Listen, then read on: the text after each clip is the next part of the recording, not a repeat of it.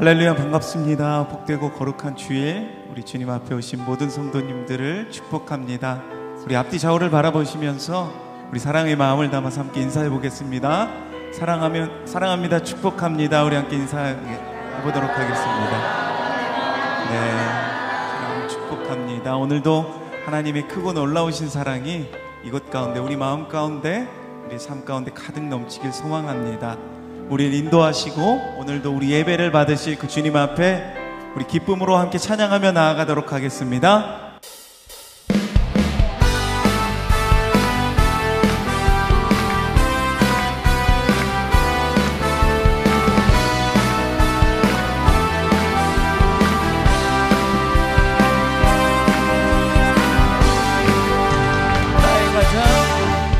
나의 가장 마지막은 주님께서 기뻐하시고 작은 일에 큰 기쁨을 느끼게 하시는도다. 내가 지쳐 무력할 때 주님 내게 힘이 되시고 아름다운 하늘나라 내 맘에 주시는도다. 우리에게 축복하신 하나님 사랑, 낮은 자를 높여주시고 아름다운 하늘나라 허락하시고 내 모든 것 예비하시네. 찬양함의 기쁨을 감사함의 평안을 간구함의 하나님 알도록 하셨네. 우리 처음부터 다시 한번. 나의 가장 낮은 마음 주님께서 기뻐하시고 작은 일에 큰 기쁨을 느끼게 하시는도다. 내가 지쳐 주님 내게 힘이 되시고 아름다운 하늘나라 내 맘에 주시는도다. 우리에게 축복하신 그 놀라우신 하나님의 사랑, 낮은 자를 높여주시고 아름다운 하늘나라 허락하시고 내 모든 것 예비하시네. 찬양함의 기쁨을 감사함의 평안을 간구함의 하나님 알도록 하셨네. 우리 다시 한번 우리에게 축복하신 하나님 사랑, 낮은 자를 높여주시고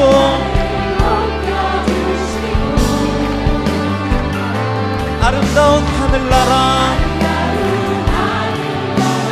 허락하시고 내 모든 것 예비하시네. 아멘.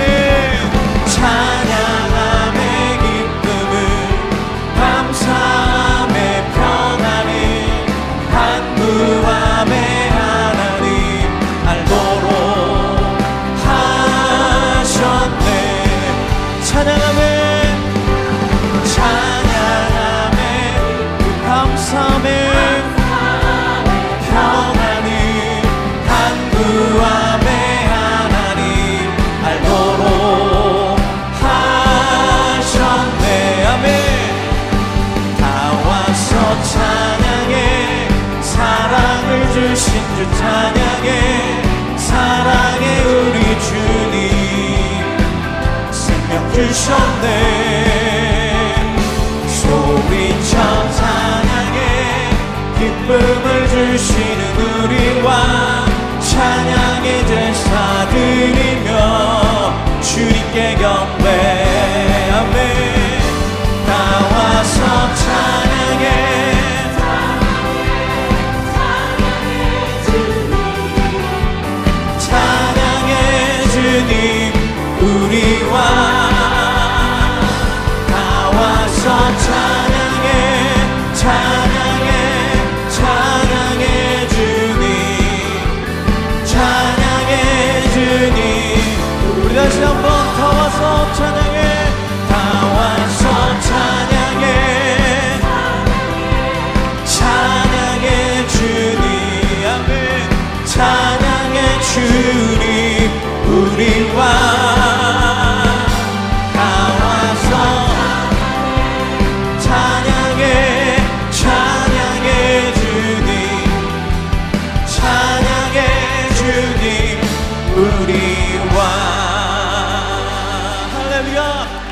찬양을 받게 합당하신 주님께 우리 다시 한번 감사와 경배의 박수 드립시다.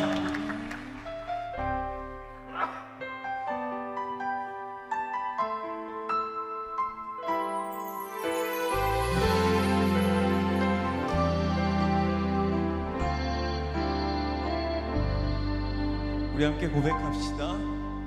나의 평생에 가장 복된 일은 내가 예수님을 만난 것이라. 나의 평생에 가장 잘한 일은 내가 예수님을 주로 섬긴 것이라. 이 세상 살 동안 내가 걷는 길이 때론 험하여서 넘어질 때도 주의 강한 손이 나를 붙드시니 나는 예수님만 주로 섬기며 살리. 나는 주를 섬기는 것에 후회가 없습니다. 내가 걸어온 모든 시간 다 주의 은혜니 내가 걸어갈 모든 날도 주만 섬기며 살리. 오직 예수 이름 부르며 살아가리라. 아멘. 우리 다시 한번 이 세상 살 동안 내가 걷는 길이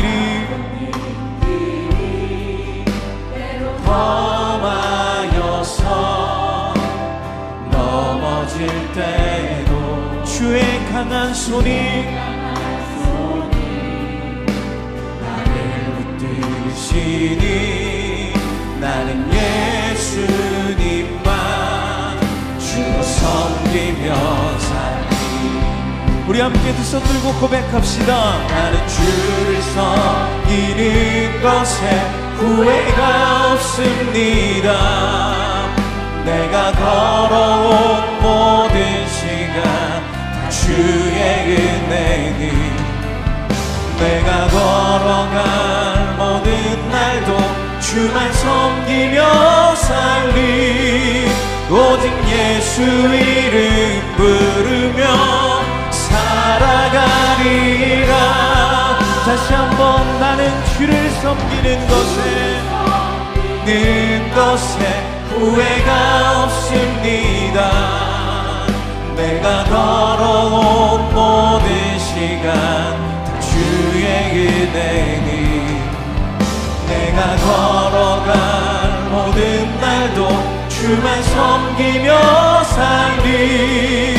오직 예수 이름 부르며 살아가리라. 이것이 나의 간증이요 이것이 나의 찬송일세. 나 사는 동안 끊임없이 구주를 찬송. 나 사는 동안 끊임없이 구주를 찬송하리로라. 모두 자리에서 일어나셔서 찬양하심으로 주일 예배를 하나님께 드리겠습니다.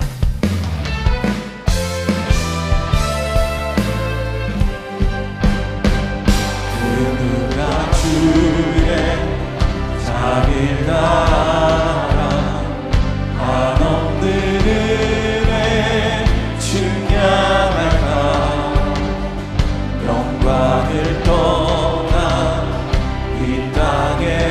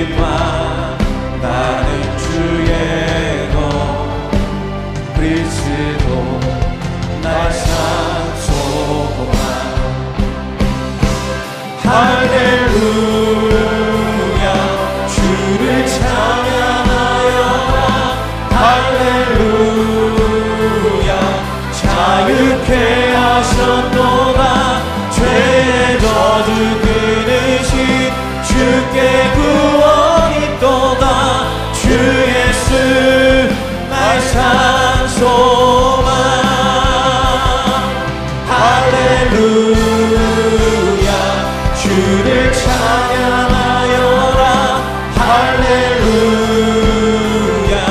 자유케 하셨도다 죄의 저주 끊으신 주께 구원이 있도다 주 예수 나의 산 소망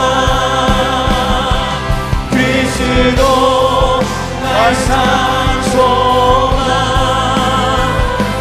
당신은 나의 산 소망 아멘. 너희는 이전 일을 기억하지 말며 옛날 일을 생각하지 말라.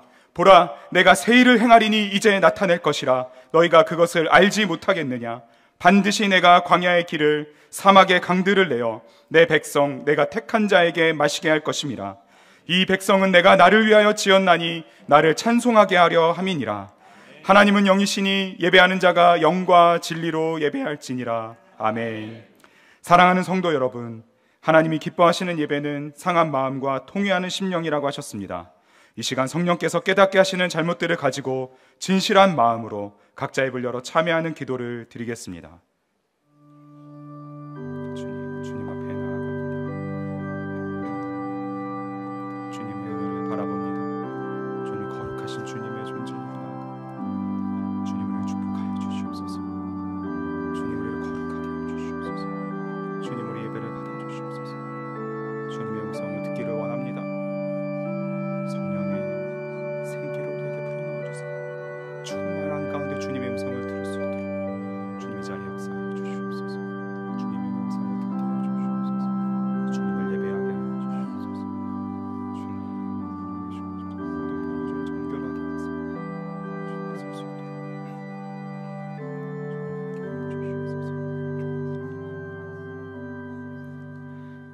만일 우리가 우리 죄를 자백하면 그는 미쁘시고 의로우사 우리 죄를 사하시며 우리를 모든 불의에서 깨끗하게 하실 것이요.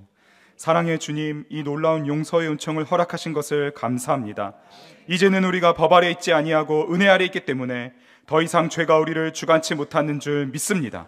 이 시간 우리를 다시 한번 성령으로 강건케 하시고 충만케 하여 주옵소서. 예수님의 이름으로 기도합니다. 아멘. 자리에 앉으셔서 함께 찬송하겠습니다.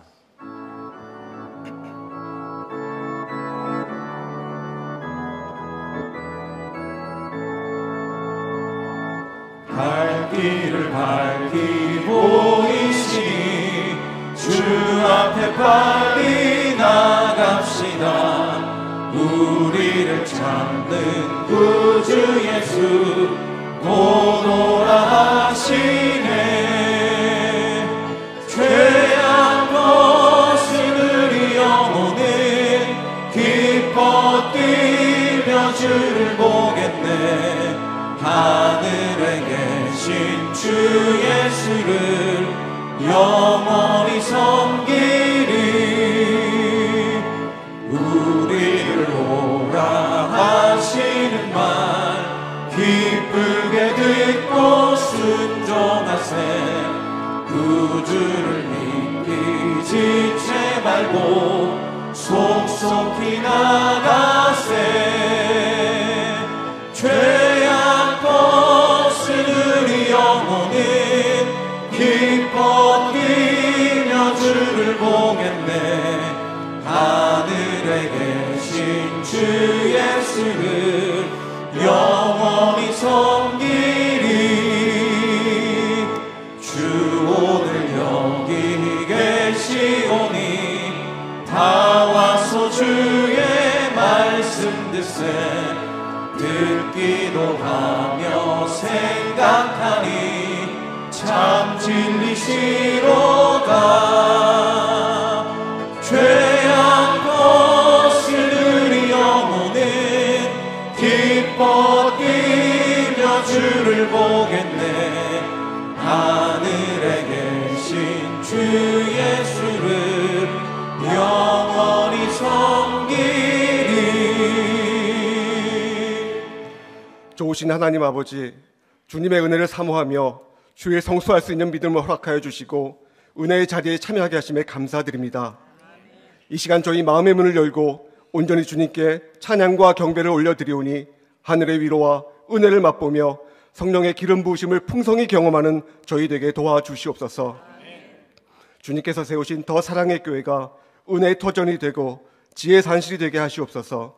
주님의 사랑 안에서 가르치고 치유하며 전파하는 사명을 감당하며 주신 말씀 가운데 건강한 공동체로 성장하게 하시옵소서. 저희 앞에 펼쳐진 현실의 벽을 뛰어넘고 돌파해 보려 하지만 우리의 힘과 능력만으로는 감당할 수 없기에 내 안에 계신 예수 그리스도의 이름으로 기대하고 사모하며 권능을 경험하게 하시옵소서. 예수님만이 나의 주님이시고 구원자이시고 나의 전부이심을 믿음으로 고백하며 그리 아니하실지라도 오직 주님만을 신뢰하며 나아가게 하시옵소서. 온 성도가 모이게 힘쓰는 교회 되게 하시고 모든 다락방마다 훈련 시간마다 성령의 교통하심으로 모두가 은혜를 경험하게 하시옵소서. 매일의 필요를 공급해 주시는 하나님을 전적으로 신뢰하며 미래를 준비하는 자녀들의 앞날을 인도하시고 주님과 동행하는 인생 살게 하시옵소서. 이 음악교를 통해 다음 세대가 글로벌 리더로 세워지는 거룩한 공동체가 되도록 인도하여 주시옵소서. 로잔 대회를 통해 한국교회의 영적 대각성이 먼저 일어나게 하시고 대회를 통해 믿음의 회복과 부흥의 역사가 일어나게 하시옵소서. 해외에서 사역 중이신 선교사님들의 안전을 지켜주시옵고 한 영혼을 위해 함께 기도하게 하시고 그 영혼들이 복음으로 변화되는 열매를 맺도록 도와주시옵소서. 인간의 탐욕스러운 전쟁으로 스스로 고통과 파괴의 역사를 만들어가고 있습니다. 전쟁과 평화가 모두 주님에게 속하였사오니 긍휼과 사랑으로 희망의 메시지를 놓치지 않게 도와주시옵소서. 선거를 통해 국민들에게 고난 위임을 받은 정치가들이 하나님을 두려워하며 국민을 사랑함으로 바른 정책을 펼치게 하시고 소망을 잃어버린 아이들과 교권의 붕괴로 신음하는 교육 현장을 회복시켜 주시옵소서. 이인호 목사님에게 복음의 열정과 지혜와 건강을 주시고 오늘 전하신 말씀 가운데 생명의 역사가 일어나는 자리가 되게 하시옵소서. 예배를 수종드는 모든 성기미들을 축복하여 주시옵고 아름다운 음성으로 주님을 찬양하고 경배하는 임마누엘 찬양대의 고백이 우리 모두의 고백이 되게 하시옵소서. 모든 영광을 하나님께 올려드리오며 우리를 구원하신 예수님의 이름으로 기도합니다. 아멘.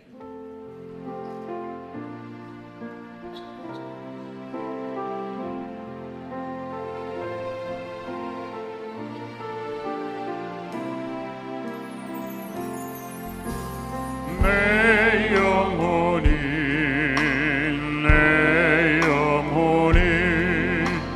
주님을 찬양하며 기뻐합니다. 내 영혼이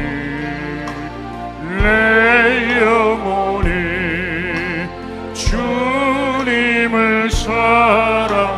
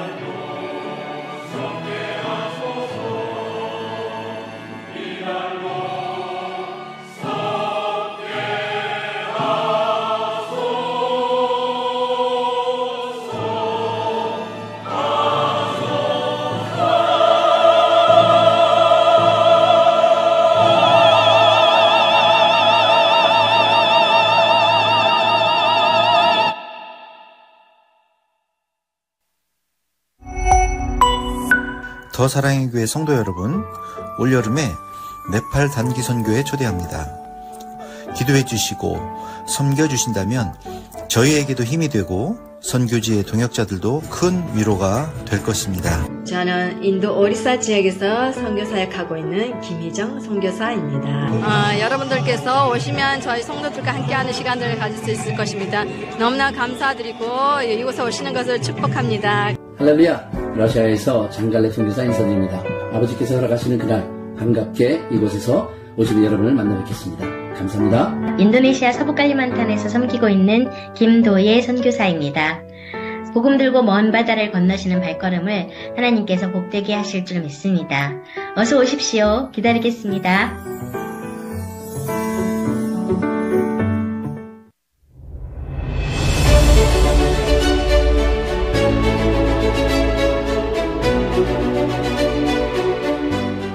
더 사랑의 교회 예배에 참여하신 모든 분들을 주님의 이름으로 환영합니다. 새로 오신 분은 예배가 끝난 직후 3층 새가족실에 오셔서 등록해 주시면 감사하겠습니다. 가등록 후 담당 교역자의 등록 신방을 받으시면 정식 등록교인이 됩니다. 또한 주일학교 미취학 부서는 교회 본당 1층과 지하에서, 유년부에서 고등부까지는 교회에서 100m 떨어진 이음센터에서 진행됩니다. 이음센터 1층에는 성도들이 교제할 수 있는 이음 카페와 소그룹실들이 있고 기독 대안학교인 이음학교와 상담실도 운영하고 있습니다. 홈페이지를 통해 온라인으로도 새가족 등록을 하실 수 있습니다. 또한 주일학교와 훈련, 목양, 봉사에 대한 자세한 교회 생활 안내는 홈페이지를 이용해 주시기 바랍니다. 오늘 새가족방 강의는 2과입니다. 오늘은 장애인 주일입니다. 사랑부에서 주일 1부와 2부, 3부 찬양대 찬양 시 수어 찬양을 준비하였습니다.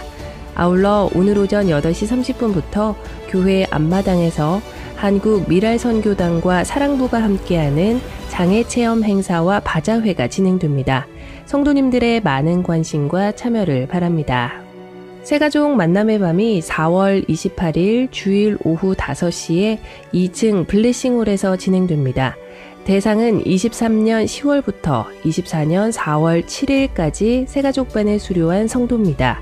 만찬 및 이인호 목사님과의 특별한 만남이 준비되어 있으니 많은 참석을 바랍니다. 2024년 해외 단기 선교 캄보디아와 인도네시아, 인도를 모집하며 모집 마감은 오늘까지입니다. 몽골과 네팔, 중국은 모집 마감되었습니다. 자세한 내용은 주보 5면을 참조해 주시기 바랍니다. 우리 교회 21번째 생일의 기쁨을 교회 주변 이웃들과 함께 나누는 더사랑 떡 나눔에 성미 또는 헌금으로 함께 해주시기 바랍니다.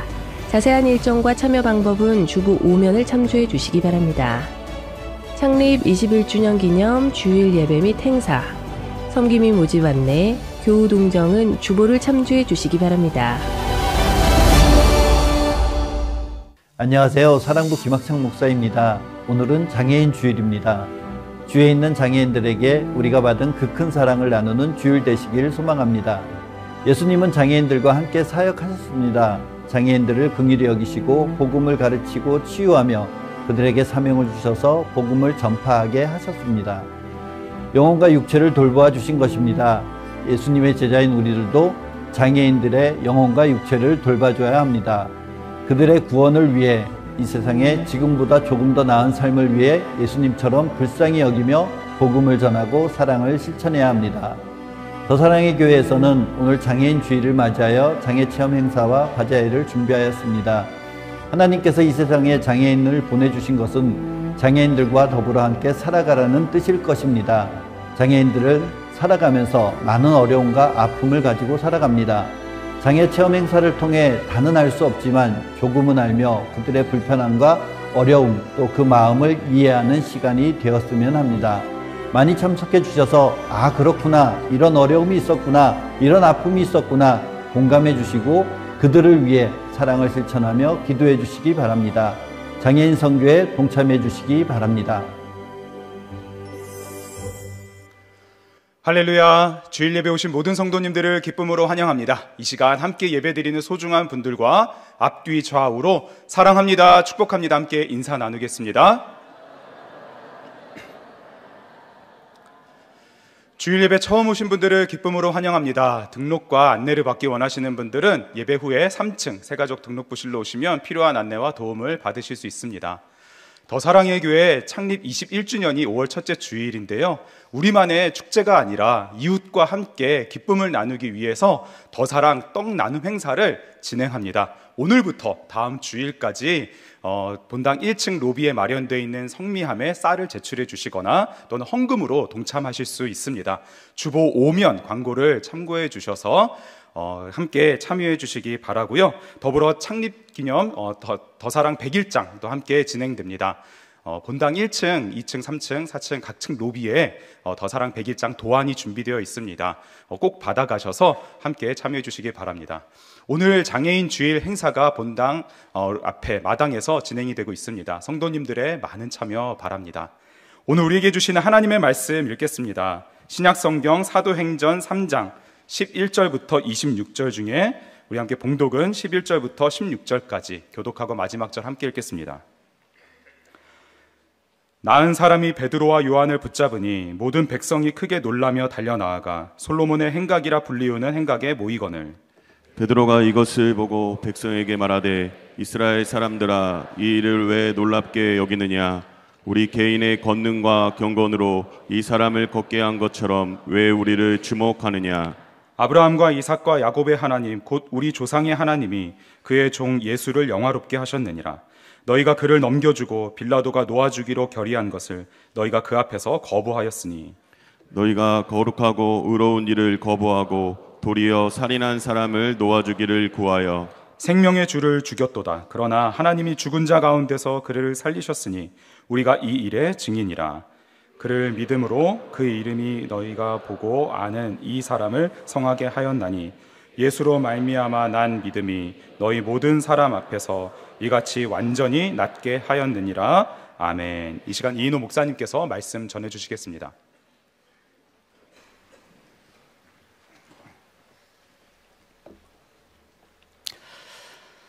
어떤 사람들은 힘들고 어려운 일이 생기면 아이고 내 팔자야 이런 탄식을 하죠. 근데 이때의 그 팔자는 생년 또 월일 생일 생시를 가리키는 그러니까 태어난 년월 일시가 각각 숫자로 두 글자씩이어서 팔자라고 하는 것입니다. 그러니까 태어날 때 다 각각 운명을 자기 팔자를 타고난다 이렇게 생각하는 것이죠. 어느 목사님이 오늘 이 장애를 일으키는 이 본문에 대한 예화를 소개하면서 이 사건은 팔자가 바뀐 사건이다라고 했습니다. 이게 나면서부터 걷지 못한 사람이 팔자를 타고난 것인데 나사렛 예수의 이름으로 걷게 된 것은 그의 운명, 즉 팔자가 고쳐졌다는 것이에요. 베드로와 요한은 어부죠. 어부라고 하는 팔자를 타고난 그들이 예수님을 만나니까 사도로 운명이 바뀌었다는 것입니다. 그러니까 팔자가 복음을 만나면 운명이 바뀐다는 것이죠. 그런 면에서 여러분 우리도 예수님을 만나서 다 팔자가 바뀐 사람들인 줄로 믿습니다. 우리 옆에 있는 분에게 예수님 만나 팔자가 바뀌셨군요. 이렇게 한번 인사할까요? 예수님 만나 팔자가 바뀌셨군요. 네. 그러면 도대체 예수님이 누구시길래 우리의 이 팔자를 고쳐주실까요? 여러분, 지난주에 우리는 나면서부터 걷지 못하는 한 장애인이 일어나 걷고 뛰는 사건을 보았습니다. 오늘은 이제 그 사건에 대한 베드로의 설교입니다. 이 기적 같은 사건에 대해서 성경은 이 표적이라고 해요. 사도행전 4장 22절에 보니까 이 표적으로 병 나은 사람은 40여세나 되었더라. 여기 이 표적이 세메이온이라고 하는 이 단어는 영어로 하면은 사인입니다. 사인. 그러니까 이 기적에는 메시지가 있다는 거예요. 그리고 그걸 지금 베드로가 설교를 하고 있습니다.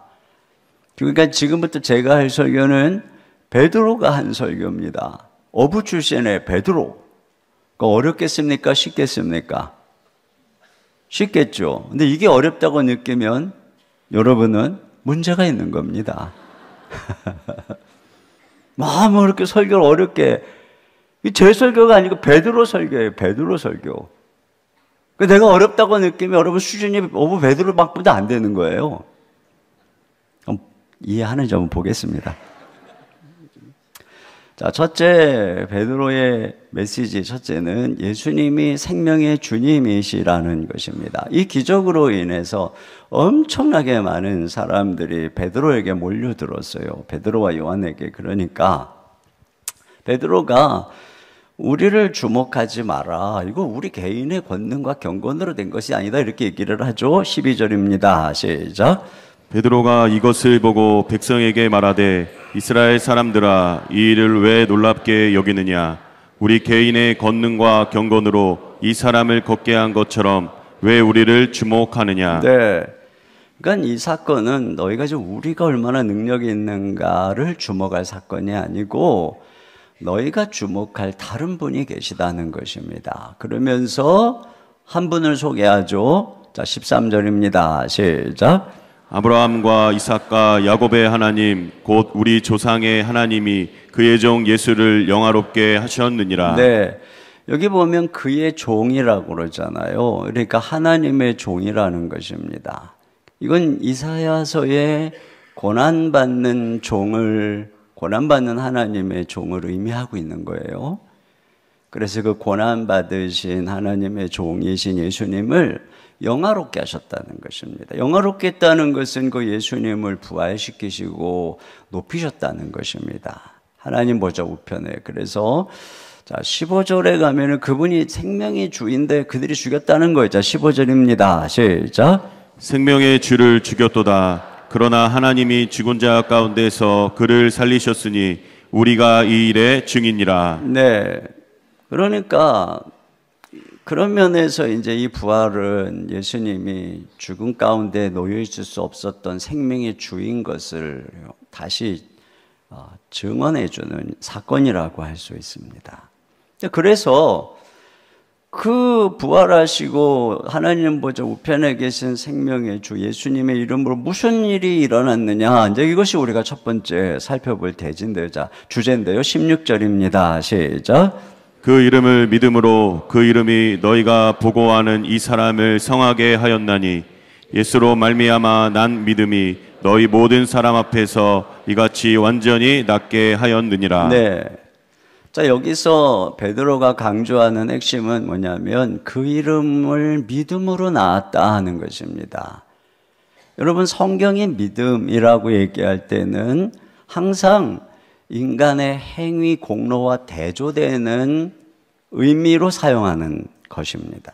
예를 들어서 어떤 아이가 자기 아버지 빽만 믿는다라고 말할 때는 사실 그 아이가 아버지 빽을 빼면 별 볼 일 없다는 얘기죠. 그러니까 이 믿는다는 것은 자신의 어떠함에 대한 얘기가 아니라는 것이에요. 그러니까 그 이름을 믿는다는 것은 그 이름이 가리키는 존재에 대한 의탁, 신뢰를 얘기하는 것이에요.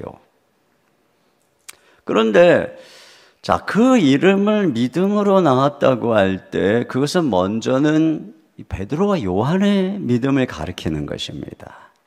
여러분, 그들의 믿음은 강한 믿음이죠. 근데 믿음이 강하다고 해도 여전히 그것은 자기에 대한 거 아니에요. 어떤 자녀가 아버지 빽을 막 굳세게 믿는다 해서 뭐 걔가 개인의 능력이 출중하다 이런 얘기가 아니죠. 그래서 그들은 이것이 자기 개인의 권능과 경건으로 된 것이 아니다, 이렇게 얘기를 해요. 그러니까 그들의 믿음은 나사렛 예수가 부활 승천하신 생명의 주님이라는 사실을 알았고 그 이름으로 그래서 말하고 행동하는 믿음인 것입니다. 그래서 그들 안에서 그리스도가 나타난 것이죠. 그러면 이 장애인은 믿음이 없었을까요? 여러분, 그렇지 않습니다. 여기 이 믿음은 한편에서는 베드로와 요한의 믿음을 가리키는 것이겠지만 동시에 나음받은 장애인의 믿음을 가리키는 것이에요. 그러면 어디를 봐도 우리가 지난주에도 보았지만 장애인의 믿음의 흔적을 찾기가 어렵습니다.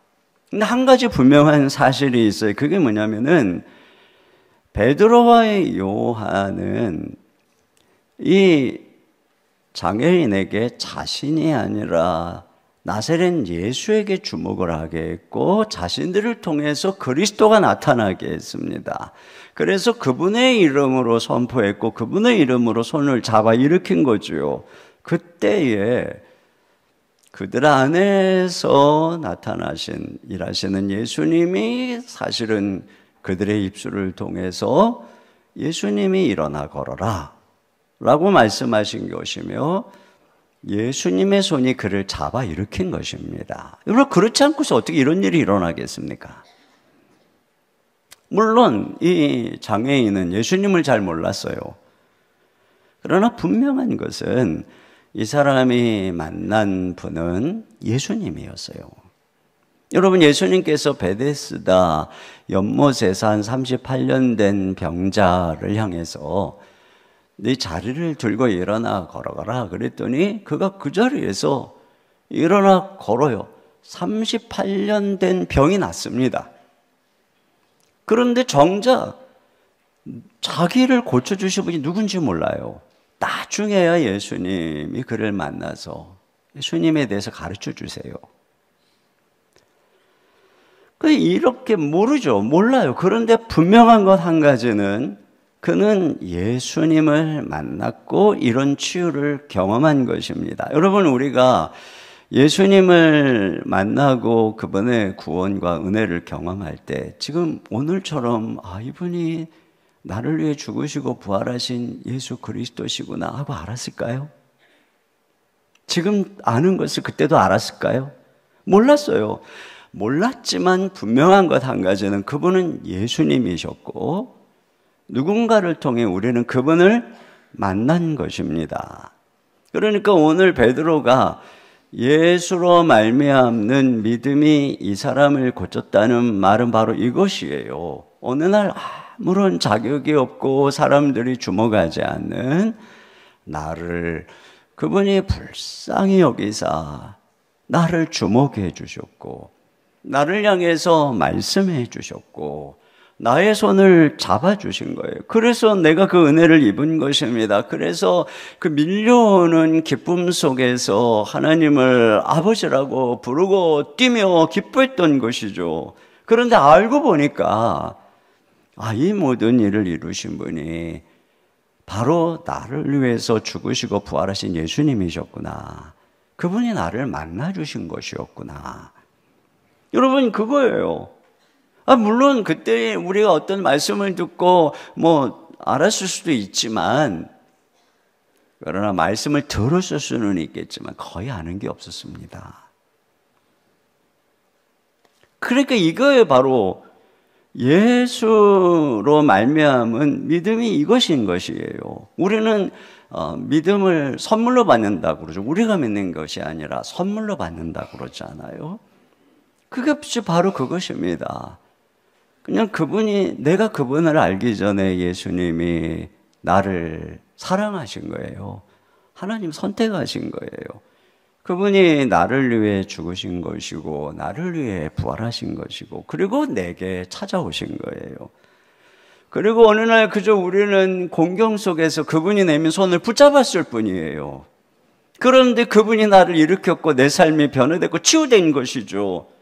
이게 바로 그 예수를 말미암는 믿음으로 나왔다는 거예요. 초점은 뭐냐? 예수님이에요. 그분이 어떤 분이냐는 그 다음에 알아가는 거예요. 또 한 가지 주목할 것은 뭐냐면 그 이름이 이 사람을 완전히 고쳤다는 것입니다. 여기 지금 두 번이나 강조해서 나았다는 것을 반복하고 있거든요. 다시 한번 16절을 보겠습니다. 시작. 그 이름을 믿음으로 그 이름이 너희가 보고하는 이 사람을 성하게 하였나니 예수로 말미암아 난 믿음이 너희 모든 사람 앞에서 이같이 완전히 낫게 하였느니라. 네, 먼저 여기 성하게 했다는 것은 make strong에서 강하게, 여기 초점이 강함에 있어요. 그래서 앞에 7절에 오른손을 잡아 일으키니 발과 발목이 곧 힘을 얻었다. 그러니까 연약한 지체가 힘을 얻어 강하게 된 것을 의미하는 것입니다. 그 다음에 뒤에 나오는 이 완전히 낫게 하였느니라라고 하는 것은 complete healing입니다. 그러니까 완전한 치유인 것입니다. 부분적인 치유나 일시적인 치유가 아니라 완전한 치유라는 것이죠. 여러분, 나면서부터 걷지 못하는 장애인이라는 것은 그가 이게 선천적으로 발육이 안 됐거나 신경이 손상돼서 태어난 것입니다. 근데 지금 이 사람의 나이가 40여 세나 되었다라고 하니까 당시의 평균 수명으로 비춰보면 오늘로 치면 60, 70대 정도 나이인 것이에요. 그러니까 세포가 이미 노화되고 죽어가는 나이입니다. 그러니까 이런 사람이 우연히 낫기란 불가능한 것입니다. 그가 완전히 치유돼서 걷고 뛰려면 단순한 회복이 아니라 미발육한 이 지체의 기능이 새롭게 창조돼야 됩니다. 죽은 세포가 살아나야 되고 죽은 신경이 살아나야 되고 발육되지 않은 것들이 자라야 되고 연약한 뼈가 강해져야 되고 약하고 말라버린 근육이 다시 강하고 부드러워져야 되는 것입니다. 그러니까 이것은 생명과 창조의 역사가 아니면 불가능한 치유인 것이죠. 그런데 나사렛 예수의 이름으로 이런 일이 일어난 것이에요. 그러니까 이것은 바로 그 이름이 그 이름의 주제이신 예수님이 생명의 주시다. 이걸 말해주는 것입니다. 이것이 지금 베드로가 얘기하고 있는 첫 번째 메시지인 것이에요. 여러분, 주님은 우리의 연약한 것, 질병을 담당하셨다고 성경은 말하고 있습니다. 마태복음 8장 16, 17절 다 같이 보겠습니다. 시작. 저물매 사람들이 귀신 들은 자를 많이 데리고 예수께 오거늘 예수께서 말씀으로 귀신들을 쫓아내시고 병든 자들을 다 고치시니 이는 선지자 이사야를 통하여 하신 말씀에 우리의 연약한 것을 친히 담당하시고 병을 짊어지셨도다 함을 이루려 하심이더라. 그렇습니다. 우리 예수님은 우리의 죄만이 아니라 그 죄로 인한 우리 안에 있는 모든 질병들, 이 세상의 여러 상처와 저주를 다 짊어지셨습니다. 그래서 죽으시고 부활하신 예수님은 우리에게 어떤 분입니까? 생명의 주님으로 다가오시는 분입니다. 치유의 주님으로 다가오시는 분입니다. 그래서 여러분, 그분을 만날 때 우리 가운데 치유가 시작이 되는 것이에요. 여러분의 아픈 마음, 아픈 몸, 깨진 가정, 여러 가지 삶의 고통 속에서 예수님께 손을 내밀어 보세요. 죽으시고 부활하셔서 여러분의 모든 죄를 짊어지시고 저주를 짊어지신 그 예수님, 그분을 바라보시고 혈루증 앓는 여인처럼 그분의 옷자락에 손을 대는 마음으로 그분이 우리에게 내민 손을 잡으면 여러분, 우리 주님으로부터 생명의 치유의 은혜가 오늘 이 시간에도 우리에게 임하게 될 줄로 믿습니다. 그리고 우리가 그런 믿음을 가지고 가족이든 누구든 다른 사람에게 손을 내밀어 기도할 때 오늘 우리들을 통해서, 이 믿음을 통해서 우리 예수님이, 우리가 아니라 예수님이 그 사람을 만나주시고 그 사람에게 은혜 베푸시고 치료해 주시는 역사가 일어나게 되는 것입니다. 두 번째는 예수님은 우리의 최종적 운명의 주관자시라는 것입니다. 그래서 이 예수님께서는 저주받고 병든 우리의 삶과 이 모든 이 지구 천하 만물을 궁극적으로 새롭게 회복해 주실 분이라는 거예요. 자, 그런데 이 메시지를 향해서 이제 베드로가 나가기 전에 먼저 해결해야 될 게 있어요. 이 주님을 만나려면 해결해야 될 것이 있는데 그게 뭐냐? 죄죠.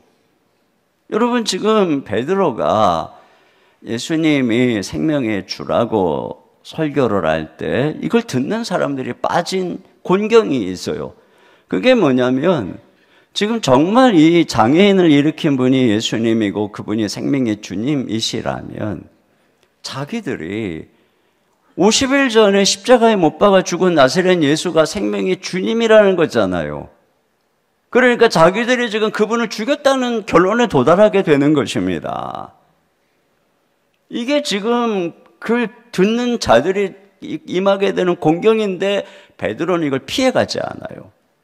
정면으로 그들의 악함을 지적하고 회개하라고 말하고 있어요. 13절 하반절부터 15절 상반절이 그 내용입니다. 시작. 너희가 그를 넘겨주고 빌라도가 놓아주기로 결의한 것을 너희가 그 앞에서 거부하였으니 너희가 거룩하고 의로운 일을 거부하고 도리어 살인한 사람을 놓아주기를 구하여 생명의 주를 죽였도다. 네. 자, 지금 이 내용은 베드로가 길게 설교했을 것을 지금 아주 핵심 요약을 해서 누가가 기록을 해놓은 것입니다. 자, 이 설교, 이 죄를 지적하는 이 부분의 핵심은 뭐냐면 첫째는 빌라도가 무죄 판결을 했는데 너희가 거부했다. 그 얘기입니다. 그러니까 세상 법정에서 예수님에 대해서 신문을 해봤는데 무죄였다는 거예요. 그런데 너희들이 지금 거부했다는 거예요. 여러분, 누가복음에 보면, 자, 누가가 이 오늘 사도행전도 쓰고 누가복음도 썼잖아요. 거기 보면은 빌라도가 3번씩이나 예수님을 신문하고 그가 죄가 없다고 말합니다. 누가복음 23장 4절입니다. 시작. 빌라도가 대제사장들과 무리에게 이르되 내가 보니 이 사람에게 죄가 없도다 하니 또 14, 15절 시작. 보라, 내가 너희 앞에서 신문하였으되 너희가 고발하는 일에 대하여 이 사람에게서 죄를 찾지 못하였고 헤롯 또한 그렇게 하여 그를 우리에게 도로 보내었도다. 보라, 그가 행한 일에는 죽일 일이 없느니라. 네, 또 22, 23절 시작. 빌라도가 3번째 말하되 이 사람이 무슨 악한 일을 하였느냐? 나는 그에게서 죽일 죄를 찾지 못하였나니 때려서 놓으라 하니리. 그들이 큰 소리로 재촉하여 십자가에 못 박기를 구하니 그들의 소리가 이긴지라. 그렇습니다. 무죄한 예수님을 그들이 이렇게 죽음으로 밀어넣었다는 것이죠. 두 번째는 이 거룩하고 의로운 분을 너희가 거절하고 대신에 살인한 바라바를 선택했다는 것입니다.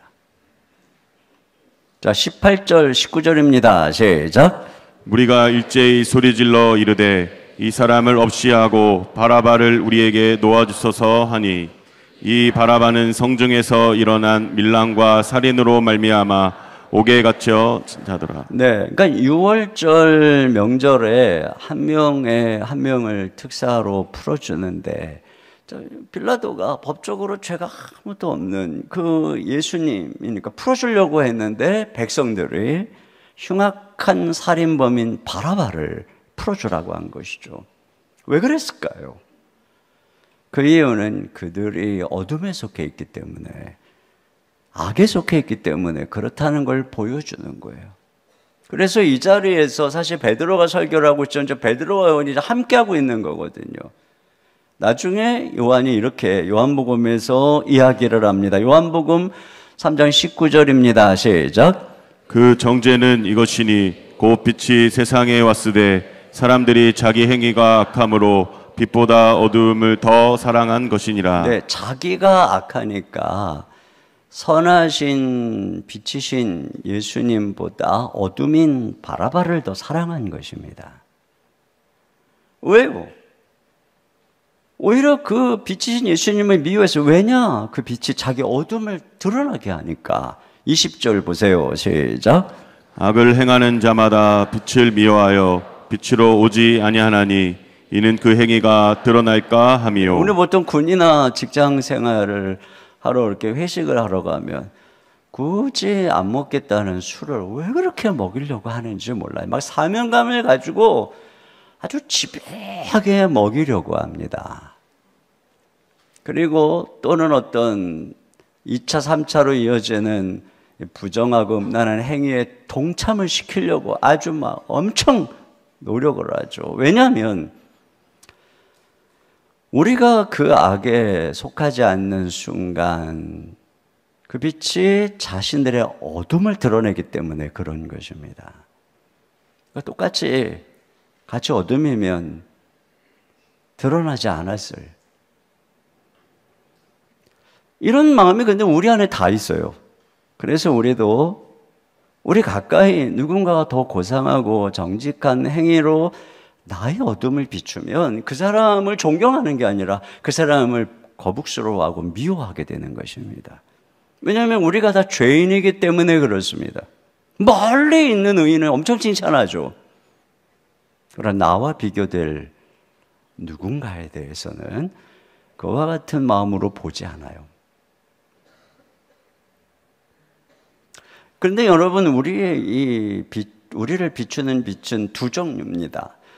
첫째 빛은 우리에게 비추어서 우리 죄를 드러냄으로써 우리를 정죄하는 빛입니다.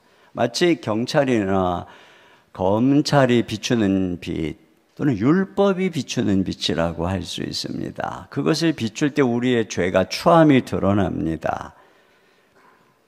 이 세상 사람들의, 우리가 이 세상 사람들, 아까 말씀드린 것처럼 가까이 있는 사람들의 행위의 빛이 나타날 때 그것을 존경하기보다는 미워하는 이유는 그 빛이 우리의 어둠을 드러내서 그런 것입니다. 그래서 보면 성도님들은 주로 목사님들의 빛을 칭찬하지 자기랑 비슷한 성도들의 빛은 잘 칭찬 안 합니다. 목사님들은 반대로 성도들의 빛은 엄청 칭찬하는데 자기를 비춰줄 다른 목사님의 빛은 칭찬 잘 안 합니다. 왜요? 그게 나를 비춰서 날 부끄럽고 초라하게 만드니까. 이게 죄인된 인간의 본성인데, 근데 두 번째 빛이 있습니다. 그 빛은 우리의 죄를 드러내므로 그 죄를 제거하려고, 치유하려고 비추는 빛입니다. 그 빛은 마치 그 의사가 빛을, 랜턴을 켜서 이 모관을 보기도 하고, 또 방사선으로 내 몸 안의 문제를 보기도 하고, 내시경으로 어두운 우리 안에 이 장기를 보기도 하고, 또 수술실에서 엄청나게 환한 빛을 비추어서 우리 몸 안에 있는 질병을 주목하게 하죠. 근데 그 빛은 결국은 그 질병을 제거하기 위함인 것입니다. 그러니까 그런 빛은 그런 면에서 치유의 빛이고 생명의 빛이라고 할 수 있습니다. 여러분, 예수님께서 우리의 죄를 비추신 이유는 결국은 우리를 치유하고 살리려는 것이지 우리를 정죄하려고 하는 것이 아니라는 것이죠. 근데 사람들이 오해했어요. 그래서 뭐라 그러냐면 17절입니다. 시작. 형제들아, 너희가 알지 못하여서 그리하였으며 너희 관리들도 그리한 줄 아노라. 네, 이분이 생명의 빛이고 우리에게 생명을 주시려고 비춰주신 분인 줄을 몰랐고, 그래서 그분을 그냥 죽인 거예요. 그런데 너희가 무지해서 예수님을 죽인 그 일이 하나님의 섭리 가운데 있다는 겁니다. 18절입니다. 시작. 그러나 하나님이 모든 선지자의 입을 통하여 자기의 그리스도께서 고난받으실 일을 미리 알게 하신 것을 이와 같이 이루셨느니라. 그러니까 예수님께서는 성경에 고난받는 여호와의 종으로 예언돼서 우리의 모든 죄를 짊어지시고 죽으실 것으로 예언된 분으로서 그게 이루어졌다는 것이죠. 그러니까 지금 무슨 얘기를 하는 거냐면 예수님은 그분의 의로운 빛을 비춰서 우리를 정죄하려고 오신 것이 아니라 오히려 우리의 허물과 죄를 위해 대신 죽으시고, 그래서 우리를 용서해 주시고 치유해 주시려고 오신 분이다. 그러니까 예수님이 비추는 빛은 치유의 빛이고 용서의 빛이고 사랑의 빛이고 생명의 빛인 것입니다. 그러니까 본질적으로 달라요. 그런 면에서 이 빛은 우리를 정죄와 심판으로 부끄럽게 하는 빛이 아니라 우리를 회개로 초대하는 빛이에요. 자, 19절입니다. 시작. 그러므로 너희가 회개하고 돌이켜 너희 죄 없이 함을 받으라. 네, 회개로 초청하죠. 그래서 우리가 그분께 가면 그분이 치료해 주신다는 거예요. 죄를 없게 해 주신다는 거예요. 이것입니다. 그러니까 예수님의 빛은 우리를 막 정죄하고 야 너희 현찮은 놈이야 이렇게 해서 우리를 심판하려고 비추시는 것이 아니라 우리를 깨끗게 하시고 거룩해 하시고 생명을 주시려고 비춰주시는 빛이라는 거죠. 어느 동굴에서 한 수도사와 그의 두 제자가 이제 금욕하면서 기도를 합니다. 앞에다가 이제 이 빵덩어리를 두고 며칠째 이제 금식하면서 기도를 하고 있어요. 근데 너무너무 한 제자가 배가 고프니까 급기야는 못 참고 그냥 앞에 있는 빵을 탁 들어가고 막 뜯어 먹으니까 다른 제자가 막 그를 경멸하고 미워하는 눈으로 막 쳐다보는 것입니다. 그때에 그것을 본 스승님이 자기도 남은 빵을 딱 먹어버린 것입니다. 왜 그랬을까요? 우리가 금욕하고 금식하는 진정한 이유는 내가 그것이 나의 의가 돼서 다른 사람을 경멸하고 미워하려는 것이 아니라 우리 가운데 이 미움, 비교, 경멸을 제어하려는 데 있는 것이기 때문에 그런 것이죠. 여러분, 우리들이 세상을 향해서 비추는 빛이 세상을 향해 나 너처럼 술 안 먹어. 나 너처럼 음란한 동영상 안 봐. 나 너처럼 행동하지 않아. 그렇게 해서 상대방을 판단하는 빛이라면 여러분 그 빛은 예수님이 비추시는 빛이 아닙니다. 만약에 저의 선한 행위를 통해서 누군가가 정죄받는 그런 빛을 제가 비추고 있다면 그건 예수님의 빛이 아닌 그저 내 자랑에 불과한 것입니다. 저는 그 빛을 가려야 할 것입니다. 왜냐하면 저는 본질적으로 다른 사람이 나로 인해 정죄받을 만한 그런 빛된 존재가 아니기 때문에 그렇습니다. 여러분, 모세가 율법을 받으러 40일 동안 올라갔다가 내려왔을 때 얼굴이 빛이 났어요. 이 율법의 영광이라고 그러죠. 그래서 그가 수건을 썼다는 것입니다. 왜냐하면 그 빛이 결국은 사라질 것이기 때문에.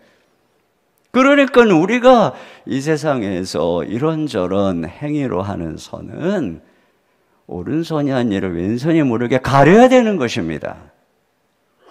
왜요? 본질적으로 우리는 그런 빛이 아니니까.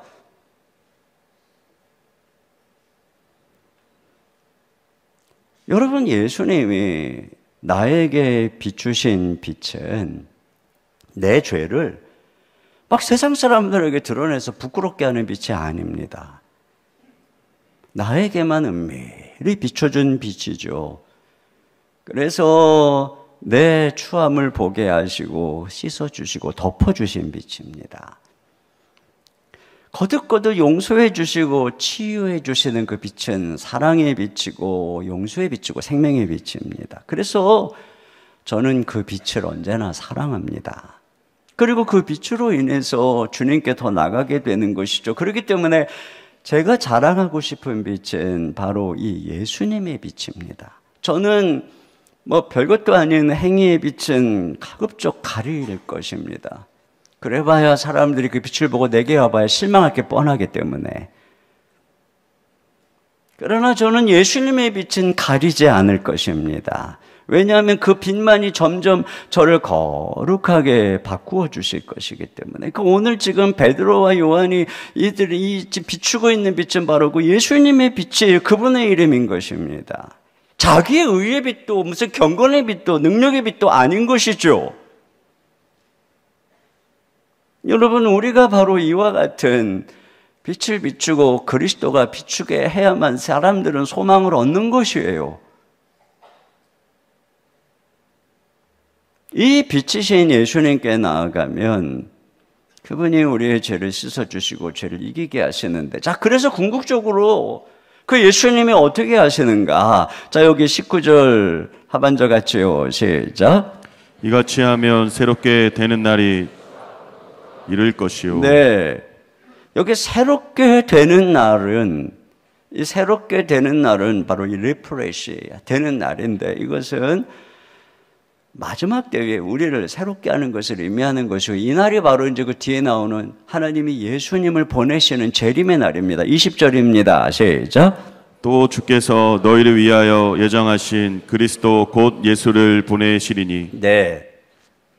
이것은 예수님의 재림 때인 것이죠. 근데 바로 그때에 또 일어나는 일이 이제 다음 절에서 말하는 만물이 회복되는 그날입니다. 21절입니다. 시작. 하나님이 영원 전부터 거룩한 선지자들의 입을 통하여 말씀하신 바 만물을 회복하실 때까지는 하늘이 마땅히 그를 받아 두리라. 네.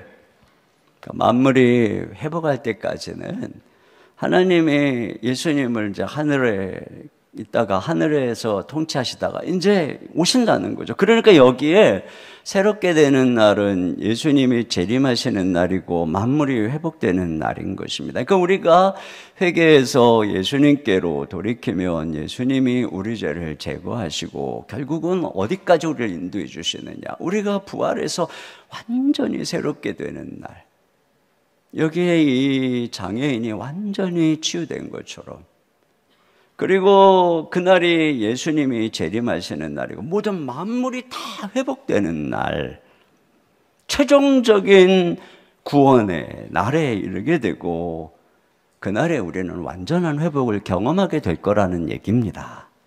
여러분, 여기서 우리가 두 번째 이 기적을 통해서 주시는 메시지를 발견하게 되는 것이죠. 그것은 바로 결국은 이 장애인을 회복시킨 것처럼 주님이 우리를 완전하게 회복시키는, 모든 만물이 완전해지는 그 나라가, 그 날이 올 거라는 말입니다. 여러분, 예수님께서는 이 땅의 모든 장애인을 다 고치시지 않으셨습니다. 그 이후에 교회도 이 땅에 있는 모든 질병을 다 고치지 않습니다. 하나님이 그렇게 하시지 않죠, 설사. 여러분, 이 사람도 나았지만 얼마 안 있어서 다시 늙고 병들고 죽었겠죠. 그런데 지금 분명한 것은 뭐냐면, 그날에 예수님이 이 땅에 재림하시는 바로 그날에 완전한 치유가 일어나서 모든 병든 자들이 다 치유되고 눈물이 다 씻겨지고 이 세상에 어그러진 모든 것들이 회복되는 날이 올 거라는 얘기죠. 그래서 그날에는 이 나면서부터 걷지 못하는 이 사람이 뛰는 것처럼 지체 장애자들이 그날에는 다 기뻐 뛸 것입니다. 정신지체 장애자들이 그날에는 다 우리랑 똑같은 사람이 되어서 하나님 앞에 기뻐 뛸 것입니다. 여기 지금 이 사람이 우리 지난주에 본 것처럼 일어나니까 이 베드로와 요한과 함께 성전으로 들어갔잖아요. 그날에는 다 동등하게 모든 사람들이 주님 앞에서 함께 예배하고 동등하게 주님을 찬양하게 될 것입니다. 그러므로 여러분, 우리는 그 나라를 바라보면서 낙심하거나 포기하거나 그러지 않습니다. 다시 일어나는 것이죠. 차별하거나 판단하지 않습니다. 동등하게 예배하고 찬양할 그 미래를 현재에 앞당겨서 사는 것이죠. 그래서 장애인들을 동정하는 차원을 넘어서 그들을 동등한 지체로 대하는 것입니다. 그들이 동등한 사회 구성원이 되어 살아가도록 배려하는 것입니다.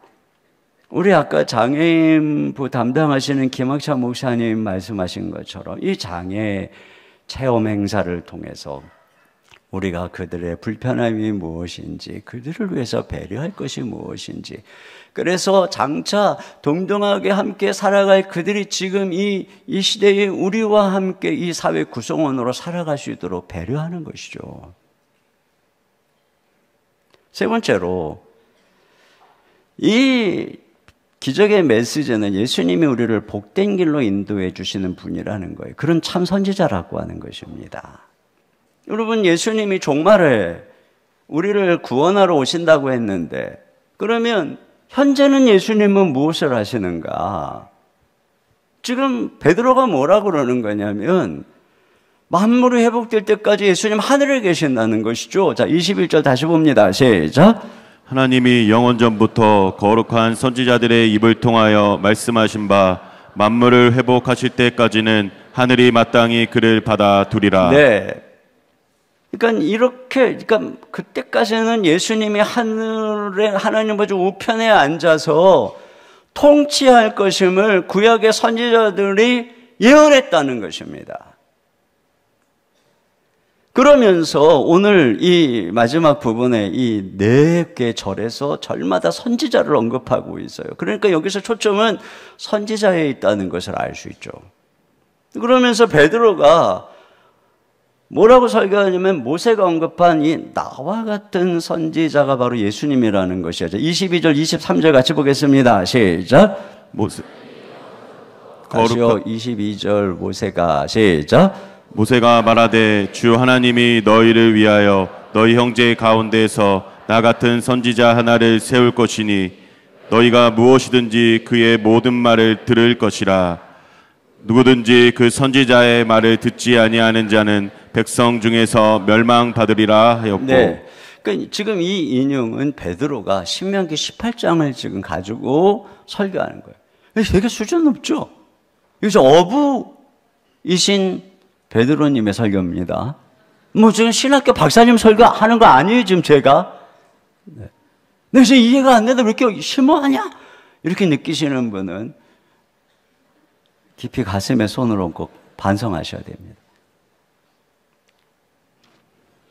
여기 신명기 18장에 뭐라 그랬냐면 하나님이 원래 그 시내산에서 율법을 주실 때 불 가운데 임재하셔서 막 우레가 쾅쾅하고 번개가 번쩍번쩍 거리는 가운데서 십계명의 말씀을 전해주셨어요. 그러니까 백성들이 너무너무 무서워서 이렇게 개정 말씀 우리 다 죽을 것 같습니다. 그래서 모세에게 말씀하십시오. 그래서 모세가 우리한테 얘기하게 해주십시오. 그래서 모세가 40일 동안 산에 올라가 가지고 하나님 말씀 듣고 와서 백성들에게 얘기해 줍니다. 그러니까 모세는 하나님의 말씀을 다 듣고 그분의 온전한 율법을 백성들에게 말해준 사람으로서 선지자인 거예요. 선지자가 바로 그런 거죠. 여호와께서 이렇게 말씀하셨느니라. 그런데 모세의 말이 하나님이 장차 나와 같은 선지자를 보낼 거란 얘기예요. 나와 같이, 나보다 더 뛰어난 그 하나님의 완전한 율법과 그분의 뜻을 말해줄 그 한 선지자를 보낼 거라는 거죠. 그가 누군가? 24절을 보겠습니다. 24절 시작. 또한 사무엘 때부터 이어 말한 모든 선지자도 이때를 가리켜 말하였느니라. 네, 여기 보면 사무엘 때부터 이어 말한 선지자라고 했으니까 사무엘 때부터 선지자가 본격적으로 선지 활동이 시작됐다는 것입니다. 그래서 여러분 사무엘 어렸을 때 막 주님의 음성 듣고 그리고 또 엘리 집에 가갖고 막 예언하라 그러니까 그대로 예언하고 그가 말한 대로 되고 그래서 사람들이 사무엘을 선지자로 알았단 말이죠. 그때서부터 뭐 그 뒤에 등장하는 나단이라든가 갓 선지자라든가 또 엘리야라든가 엘리사라든가 자 이런 선지자들이 이어 말했어요. 그런데 그들 중에 어느 누구도 내가 모세가 말한 바로 그 선지자다라고 하지 않고 그들도 다 이 때를 가리켜 말했다는 것입니다. 그들도 다 모세가 말한 나와 같은 선지자가 궁극적으로 올 것이다.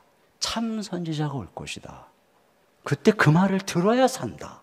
그 얘기를 했다는 거예요. 그가 누구냐? 지금 바로 이 베드로가 그분이 예수님이시라는 거예요. 그분이 바로 지금 하나님 보좌 우편에 앉아서 자기들이 다른 사람이라 여러분 예전에는 선지자들이 여호와의 이름으로 예언을 했어요. 그런데 이제는 주님이 하늘에 통치하게 하신 그분의 시대를 열어주신 것이죠. 그분의 이름으로 지금 얘기했거든요. 그랬더니 이 장애인이 일어난 거예요. 그러니까 예수님 시대에 참 선지자의 시대가 개막됐다는 것이죠. 여러분, 제가 1장에서 예수님 승천을 설교하면서 과거에 엘리야가 승천할 때 그가 승천하는 것을 보면 엘리사가 원하는 성령을 받을 거라고 그랬잖아요. 왜냐하면 그의 승천을 통해서 그 시대에 바로 하나님이 그를 인정하고 그 선지자의 시대를 열어간다는 의미로서 엘리야의 영이 엘리사에게 임했던 것입니다. 그런데 이게 예표라는 것이죠. 그 예표가 실현된 것 사도행전에서 보는 거예요. 그 승천으로 시작하는 것입니다. 그리고 그분이 성령을 보내주신 것입니다. 그래서 그들이 예수 그리스도의 이름으로 예언하고 말하기 시작하고 그게 이루어지는 것이죠. 결국은 예수님이 하늘에 오르시고 제자들과 교회를 통해서 이제는 예수님이 다스리시는 그 시대가 개막되었다는 거예요. 그래서 이전에 선지자들은 영어의 이름으로 말을 했는데 이제는 다 예수의 이름으로 말을 하는 것이죠. 그분이 통치하는 것입니다. 그래서 히브리서 1장 1, 2절 다 같이 보겠습니다. 시작. 옛적에 선지자들을 통하여 여러 부분과 여러 모양으로 우리 조상들에게 말씀하신 하나님이 이 모든 날 마지막에는 아들을 통하여 우리에게 말씀하셨으니 이 아들을 만유의 상속자로 세우시고 또 그로 말미암아 모든 세계를 지으셨느니라. 그렇습니다. 그러니까 마지막 날에는 그래서 하나님의 아들을 통해서 그러니까 바로 그 아들 예수 그리스도가 모세가 구약에 예언했던 나와 같은 그 선지자라는 것입니다. 그래서 그의 말을 들으면 살고 듣지 않으면 죽는다는 거. 23절 시작. 누구든지 그 선지자의 말을 듣지 아니하는 자는 백성 중에서 멸망받으리라 하였고. 그렇습니다. 여러분, 구약의 선지자들의 말을 들은 자들은 살고 그렇지 않은 자들은 죽잖아요. 엘리야의 말을 들은 사르밧 과부는 흉년 3년 반 동안 통에 가루와 기름이 마르지 않았어요. 그 살았어요. 엘리사의 말을 들었던 수넴 여인은 앞으로 일어날 7년 가뭄에서 살아남죠. 이처럼 우리가 성경이 예언한 바 진정한 선지자이신 예수님의 말씀을 들어야 된다는 것이고 그 말을 들어야 산다는 것이고 그리고 그 말을 들으면 주님이 복을 주시는데 어떤 복을 주시느냐? 아브라함의 복을 주신다는 것이에요. 그게 이제 그 다음에 나오는 것입니다. 25절 상반절입니다. 시작. 너희는 선지자들의 자손이요 또 하나님이 너희 조상과 더불어 세우신 언약의 자손이라. 네, 선지자들의 자손이라는 것은 하나님의 선지자들을 보내서 너희들에게 말씀한 백성이라고 하는 것입니다. 그런데 그렇게 말씀하는 이유가 뭐냐? 궁극적으로 너희 조상과 더불어 세운 언약의 자손으로서 복을 받게 하라는 것이란 말이죠. 자, 그 언약의 핵심이 뭡니까? 25절입니다. 시작. 아브라함에게 이르시기를 땅 위의 모든 족속이 너의 씨로 말미암아 복을 받으리라 하셨으니. 이건 모리아산에서 하나님이 아브라함에게 한 예언이에요. 약속이죠. 너의 씨로 천하 만민이 복을 받을 것이다. 그 너의 씨는 바로 예수님이죠. 그리고 그 모든 민족의 안에는 바로 이 이스라엘 유대인들도 해당되는 것입니다. 그들에게 가장 먼저 하나님이 그 아들을 통해서 복음을 전하고 복을 전하는 것입니다. 결국은 예수 그리스도를 복을 주시려고 보냈다는 거 26절 상반절 먼저 봅니다. 시작. 하나님이 그 종을 세워 복 주시려고 너희에게 먼저 보내사. 네, 그런데 그 복을 받으려면 어떤 선결 조건이 있어야 됐다는 거예요. 자, 그 다음 하반절 시작. 너희로 하여금 돌이켜 각각 그 악함을 버리게 하셨느니라. 그렇습니다. 이것이 사실은 하나님이 모세와 같은 선지자를 세운 이유, 모세를 세운 이유고 율법을 주신 이유고 선지자들을 세운 이유지만 여러분, 그들이 아무리 외쳐도 죄에서 돌이키게 할 능력이 없었어요. 그런데 오직 예수님만이, 참 선지자이신 예수님만이 우리로 하여금 죄에서 돌이키게 하시고 죄를 씻어주시고 죄를 이김으로써 하나님이 약속하신 이 복받는 길로 가게 해주신다는 것입니다. 그러니까는 이 시대에 우리가 다른 어떤 선지자도 없다는 거예요. 성경이 예언하신 예수 그리스도, 그분의 말씀, 그분의 복음, 이것 외에는 없다는 것입니다. 이것만이 우리를 죄를 이기고 악을 이기고 결국에는 우리 하나님이 그 아들을 통해서 주시고자 하는 이 복을, 아브라함의 언약의 복을 누리게 해주신다는 것이죠. 제가 얼마 전에 방송국 인터뷰 하는데 질문이 뭐였느냐면은 이인호 목사님의 하나님은 어떤 분인가, 이런 걸 묻는 질문이었어요. 그래서 제가 곰곰이 생각하다가 제가 믿는 하나님은 아브라함의 하나님입니다, 이렇게 얘기를 했어요. 왜 그렇게 얘기를 했냐면은 아브라함을 믿지 않는 우상을 섬기는 데라의 집안에서 불러내서 그를 이 믿음의 명문가로 한 민족을 이루는 시조로 세웠듯이, 저는 아브라함을 바라볼 때 아마 여러분 중에도 많은 분들이 그럴 거예요. 나를 이 집안에서 불러서 하나님이 나를 통해 믿음의 가정을 세우고자 하시는구나. 그런 마음, 그런 감은 그런 나라를 꿈꾸게 됐기 때문에, 하나님 그렇게 인도하는 것을 보기 때문에.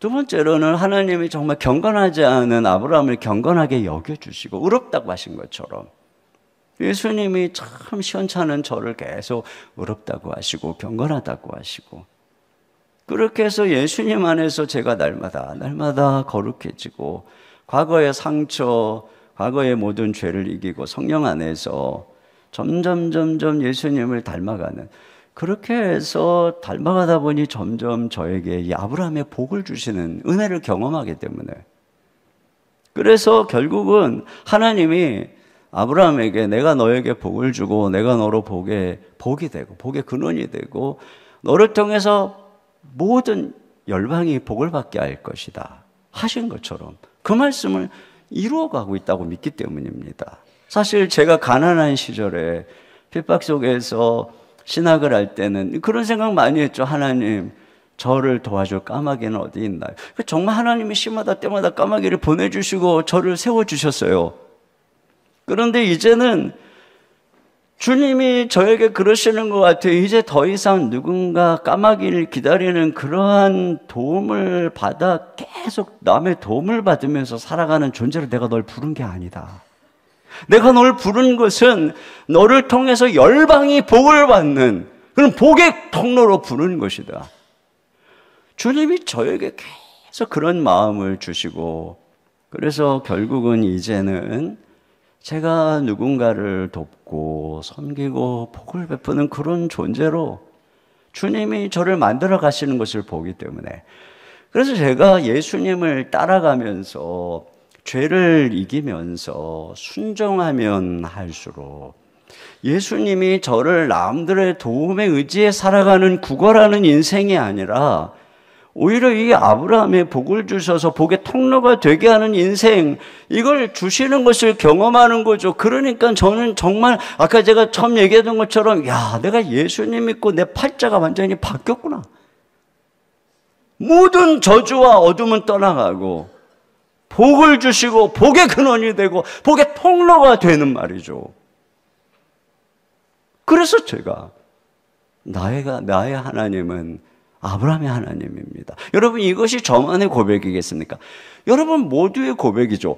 예수님께서는 이와 같이 우리로 하여금 아브라함의 복을 주신다는 것입니다. 이렇게 복된 길로 인도해 주시는 분이시라는 것이죠. 여러분, 예수님이 우리를 복된 길로 인도해 주시는 분인 것을 믿으시기를 주님의 이름으로 축원합니다. 그러니까 중요한 것은 예수님이에요. 우리의 행위도 우리의 공로도 아니에요. 율법도 아니에요.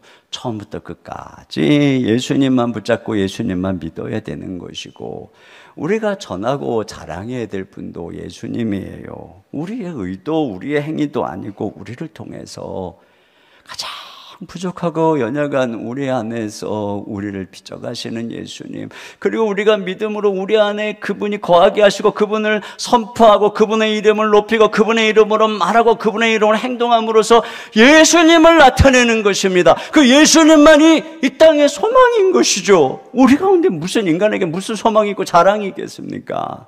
저는 그런 면에서 저는 우리 교회가 복된 교회라고 생각해요. 왜냐하면 복되신 예수님이 다스리고 계시고 그분이 주인 되시고 왕이 되시고 우리가 그분만 따르고 그분만 바라보면서 걸어가고 그분만 자랑하고 나아가고 있으니 그 예수님이 저와 여러분을 복된 길로 인도해 주실 줄로 믿습니다.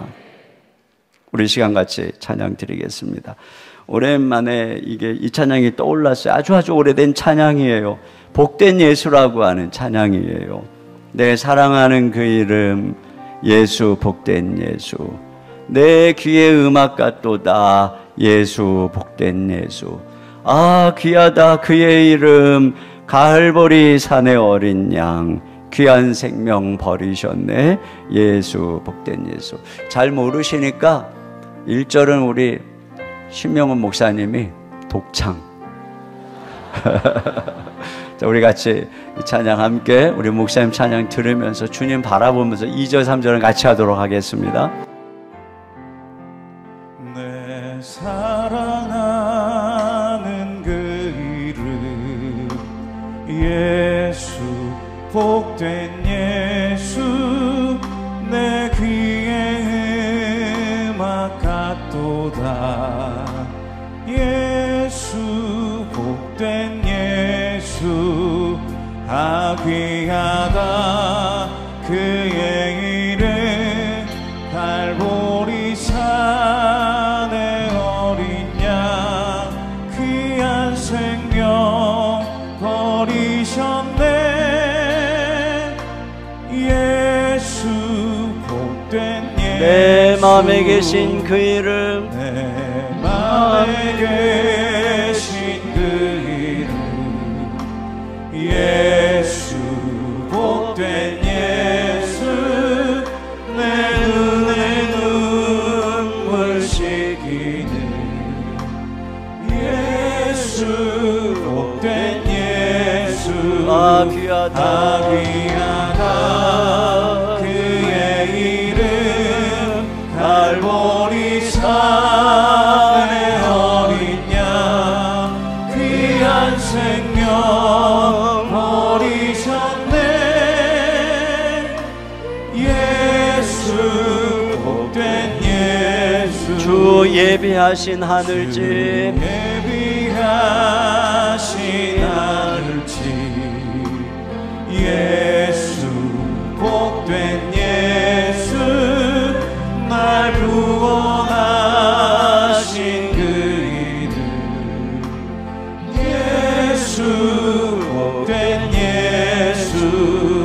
아 귀하다 그의 이름, 갈보리 산의 어린 양, 귀한 생명 버리셨네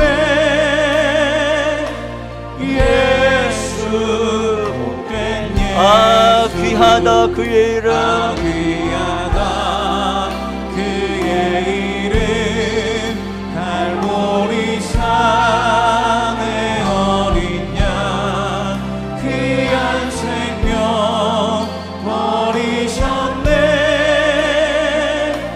예수, 복된 예수. 우리 같이 기도 제목 한 목소리로 읽겠습니다. 시작. 생명의 주님이신 예수님이 내민 손을 믿음으로 붙잡을 때 우리 안에 모든 저주와 죽음, 아픔과 상처, 연약함이 치유되고 삶이 변화되게 하소서. 아멘. 사랑과 생명의 빛 되신 예수님께서 다시 오시는 그날에 모든 만물이 완전히 회복됨을 깨닫고 오늘 믿음으로 승리하며 거룩하게 살게 하소서. 아멘. 참 선지자이신 예수님만이 우리를 복된 길로 인도해 주시는 분이심을 믿고 처음부터 끝까지 예수님만 붙잡고 예수님만 따라가게 하소서. 아멘. 같이 한 목소리로 기도하겠습니다. 하나님 아버지, 참으로 감사합니다. 우리 주 예수님, 주님을 사랑합니다. 주님께 감사합니다. 주님만 바라봅니다. 주님의 음성만 듣습니다.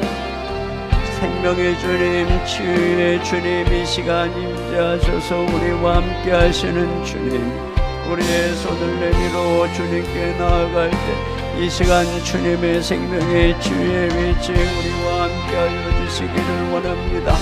마음의 상처와 고통과 인생의 모든 저주와 모든 질병들을 치료해 주시고 참 생명, 참 힘, 참 능력, 기쁨으로 우리와 함께 하여 주시기를 간절히 원하고 기도합니다. 주님 장차 오셔서 모든 것을 회복시키실 주님을 믿음으로 바라보며 소망 가운데 살아가는 저희들 되게 하시고, 주님 우리를 복된 길로 인도해 주시는 우리 주 예수님만 따라가며 예수님만 믿으며 믿음으로 걸어가는 저희들의 삶이 되도록 인도하여 주옵소서. 아버지 감사합니다. 인도해 주십시오. 우리를 복된 길로 인도해 주시는 복되신 예수님, 생명의 주 예수님, 치유의 빛이신 예수님 감사합니다. 이 시간 주님께 손을 내밀며 주님만 바라봅니다.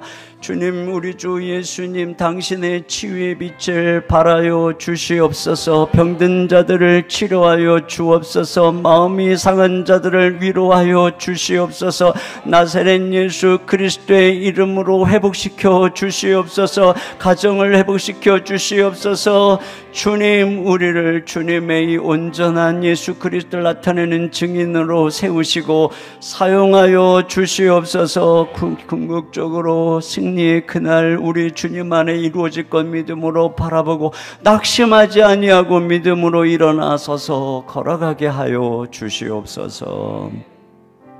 이 시간 주님 감사함으로 귀한 예물 올려드립니다. 우리가 주님께 올려드리는 예물이 어둠 세상에 주의 빛을 바르는 귀한 예물 되도록 축복하여 주시옵소서. 주님의 것을 구별하여 감사함으로 주의 나라를 위해 드리는 손길마다 하나님이 위로와 긍휼과 자비하심이 넘치게 하시고 복을 주시고 복의 근원이 되게 하시고 복의 통로가 되게 하여 주시옵소서. 예수님 이름으로 기도합니다. 아멘. 우리 하나님께 준비하신 헌금을 드리겠습니다.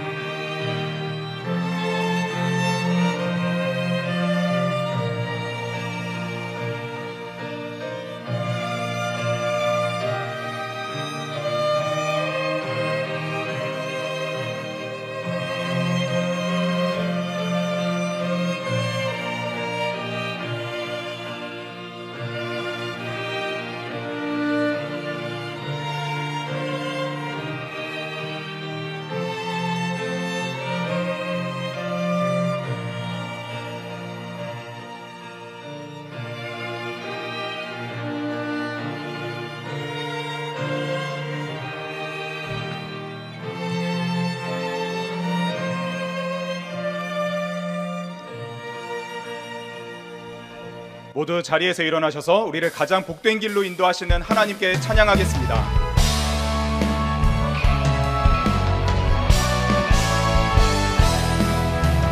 모든 민족과 방언들 가운데 수많은 주 백성 모였네. 주의 보혈과 그 사랑으로 진 백성 삼으셨네.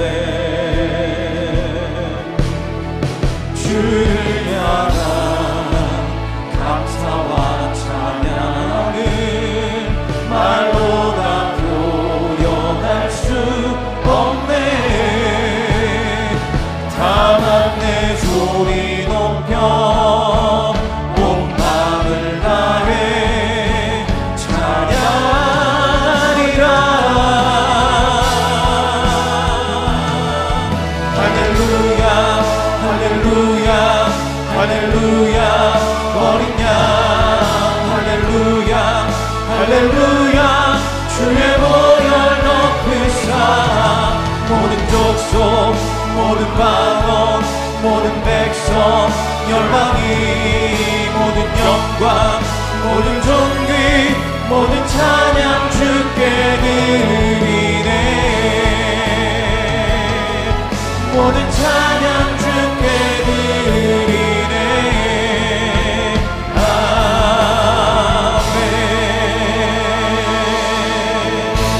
지금은 우리 주 예수 그리스도의 은혜와 우리 아버지 하나님의 무한하신 사랑하심과 성령님의 감화, 감동, 교통, 위로하시는 역사가 우리를 복된 길로 인도해 주시는 우리 주 예수님만 믿고 따르고 사랑하며 걸어가기를 다짐하는 모든 성도님들 머리 위에 주의 몸된 교회와 민족과 열방 가운데 이제로부터 영원토록 함께 해 주시기를 간절히 축원하옵나이다. 아멘.